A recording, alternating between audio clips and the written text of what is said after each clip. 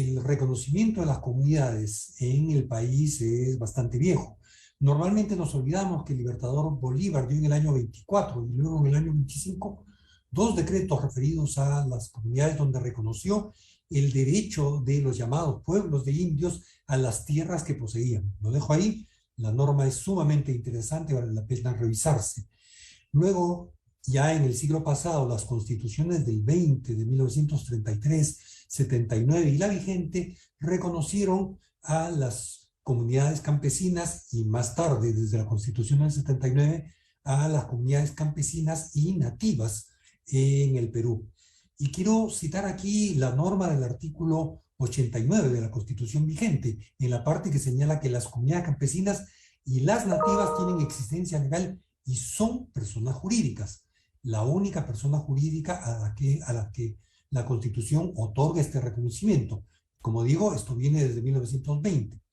Sin embargo, en una curiosa aplicación en toda nuestra experiencia durante décadas, las comunidades, tanto campesinas como nativas, para inscribirse en registros antes deben gestionar su reconocimiento administrativo, lo que sin duda alguna constituye un trato discriminatorio frente a otras personas jurídicas. Una cuestión más que hace parte de este desconocimiento de la realidad de las comunidades es esto que incluso está en la ley de consulta previa a los pueblos indígenas, que se empieza a distinguir entre comunidades nativas o indígenas y comunidades campesinas o andinas, desconociendo que hay más de 100 comunidades campesinas asentadas en la costa del país. Luego, las sentencias que se nos ha pedido comentar, y básicamente la de 3 islas, tienen relación con la protección de las tierras comunales. Recordemos que por décadas estuvo vigente un régimen de protección de las tierras comunales con estas 3 características, de las que la Constitución vigente solo ha dejado una: la imprescriptibilidad de las tierras comunales, salvo, dice el artículo 89 de la Constitución, salvo el caso del abandono al que se refiere el artículo anterior.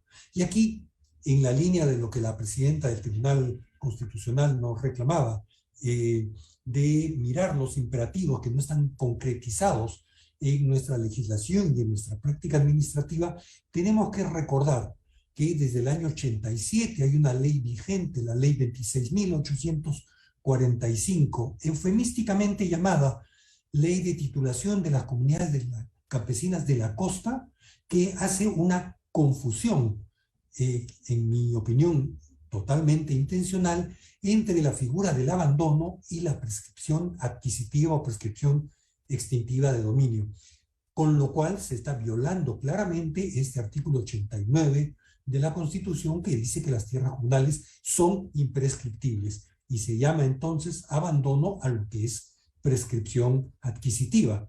Y esto viola claramente, además, el considerando 44 de la sentencia relativa a 3 islas, donde se señala que es deber del Estado, en su función implementadora del ordenamiento jurídico, resolver estas tensiones e integrar la normativa en la realidad. Avanzo porque el tiempo es tirano y entonces voy a un punto que ha sido tratado en extenso por la doctora Irigoyen.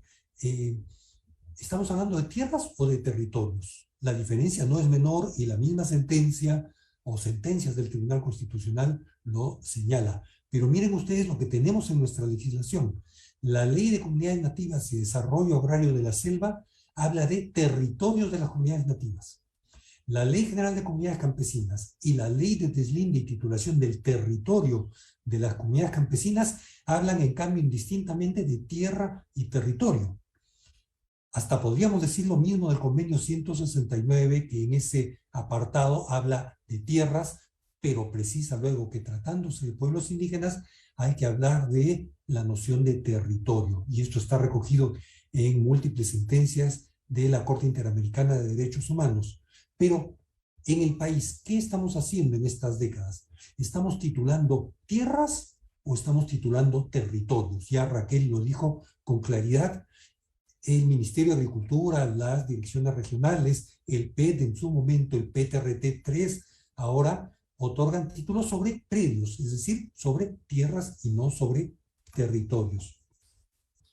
Y la última idea que quería compartir con ustedes en este minuto que me resta de tiempo es señalar que en el caso de las comunidades campesinas, el artículo 2 de la ley de deslinde y titulación señala que son tierras de las comunidades campesinas las tierras originarias, las tierras adquiridas por el derecho común y agrario y las adjudicadas por reforma agraria. Las últimas dos condiciones no necesitan ninguna explicación. Sí, la primera, ¿qué son tierras originarias? Y el mismo artículo de la ley señala las que la comunidad viene poseyendo, incluyendo las seriazas. Y además son tierras originarias las que indican sus títulos.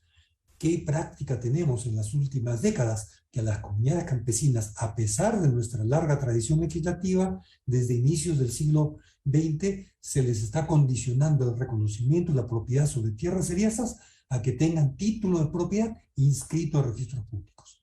Y en el caso de las comunidades nativas, que es el caso de la comunidad Tres Islas, pues desde el año 78, con la última ley de comunidades nativas, tenemos esta distinción muy discutible respecto de título de propiedad sobre las tierras con aptitud agropecuaria y solamente el derecho de cesión en uso sobre las tierras de aptitud forestal. Termino señalando una última cifra tomada de datos de la Dirección General de Saneamiento de la Propiedad Agraria y Catastro Rural de julio de este año. Del total de comunidades reconocidas, tanto campesinas como nativas, el 82,6% no tiene seguridad sobre sus tierras porque o le falta título de propiedad o no están georreferenciadas. Y esto es un abierto incumplimiento del considerando 44 del expediente 022-2009 del Tribunal Constitucional. Con esto agradezco infinitamente su atención. Buenas tardes.